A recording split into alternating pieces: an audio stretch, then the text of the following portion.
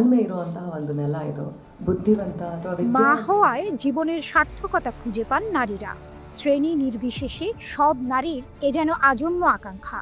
দক্ষিণী অভিনেত্রী ও নৃত্যশিল্পী ভাবনা রামান্নাও এর বাইরে নন।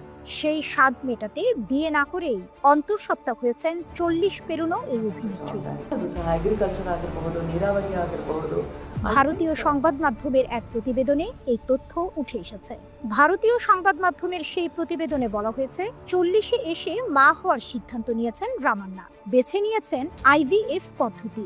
এক সাক্ষাৎকারে তিনি বলেন, বিয়ের কথা আমি কখনো ভেবেই উঠতে পারিনি, তাই মা হওয়ার ক্ষেত্রেও আমাকে অন্য পথের কথা ভাবতে হয়েছে। তিনি আরও বলেন, দীর্ঘদিন ধরে একা নারীদের মাতৃত্বের স্বাদ নিতে বাধা দিয়েছে আইন, কিন্তু সেই আইনের বদল আসার পরেই আমি সিদ্ধান্ত নিই আমার মা হওয়ার সময় এটাই।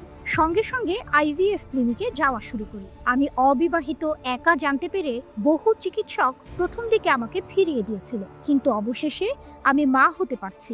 অসংখ্য ধন্যবাদ যারা আমার পাশে আছেন। এরই মধ্যে 6 মাসের অন্তঃসত্ত্বা রামান্না। তার মা হওয়ার খবর প্রকাশ পেতেই সহকর্মী ও শুভানুধ্যায়ীরা জানাচ্ছেন অভিনন্দন।